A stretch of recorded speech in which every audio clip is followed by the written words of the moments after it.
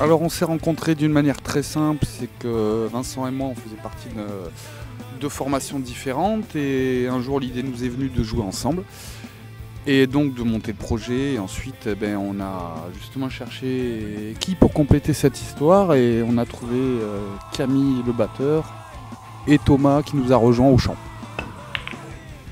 Alors pour le genre musical, on a discuté assez longtemps, on est passé par plein d'étapes comme du rock, du hard rock, même du happycore. Mais au final, ce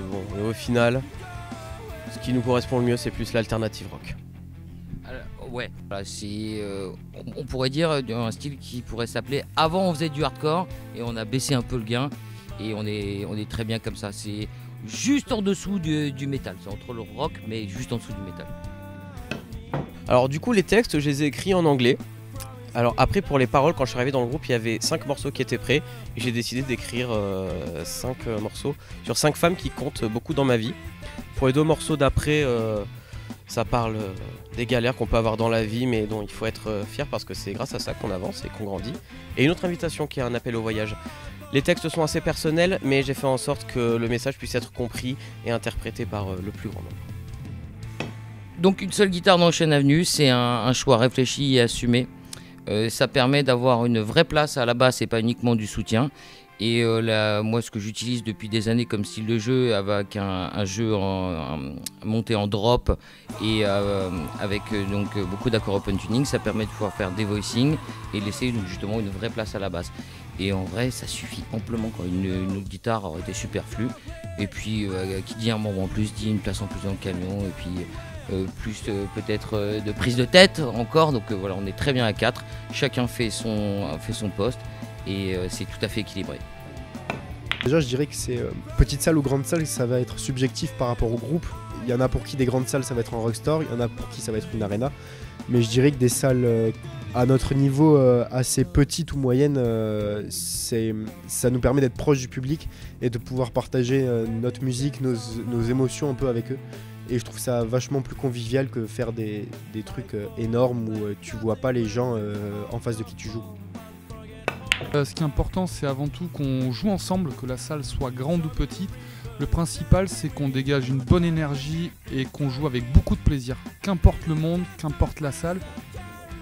Ah ben, tant qu'on est entre nous et qu'on peut faire de la musique, hein, peu importe la salle, tant que les gens sont là et qu'ils sont chauds, c'est tout bien. Moi, tant que je suis avec eux sur scène et qu'on peut jouer fort, après qu'il soit une petite salle, soit une grande salle, qu'il y ait du monde, qu'il n'y ait pas grand monde, moi je prendrai autant de plaisir.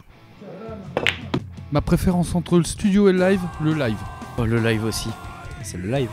Moi j'aime bien les deux, c'est 2 exercices différents. Le live c'est très rapide, mais après le studio, comme on a fait, c'est une semaine tous ensemble et ça j'aime bien.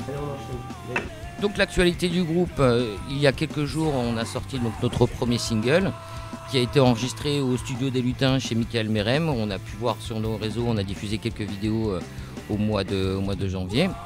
Et donc dans quelques jours, le 28 mars, nous sortons notre premier album intitulé Am I Ready for Tomorrow et il sera disponible sur toutes les plateformes. Donc dans notre actu, ce qu'on prévoit, c'est déjà une première date, le jeudi 17 avril à la Secret Place avec les super potes de Livebots et Young Enough. Et on espère que ce sera une bonne grosse teuf à la Secret Place. Et ensuite, on se prépare plein de dates pour la fin d'année et on espère vous retrouver un petit peu partout en France. Petite anecdote, à la base j'étais même pas censé être chanteur dans le groupe. Quand Vincent il m'a fait écouter les morceaux, moi j'étais chaud pour rentrer à la guitare, vraiment, ça me chauffait trop. Et puis il m'a dit non, tu feras le chant ou tu feras rien. Donc on a plusieurs personnes qu'on voulait remercier et qui nous ont permis d'établir les projets qui vont sortir très bientôt. Donc en premier il y a Michael Merem justement chez qui on a enregistré notre premier album qui a été extrêmement patient. Il y a Franck Da Silva qui a donc réalisé les visuels de la pochette. On voulait remercier aussi Paul de KZW Studio pour son implication aussi, pour son coup de main sur les photos et les visuels. Et puis on voulait remercier la Secret Place qui nous permet de pouvoir faire cette date le 17 avril et aussi pour toutes les répétitions qu'on a pu faire là-bas. Et puis on voulait te remercier toi Xavier Deuil-Malin.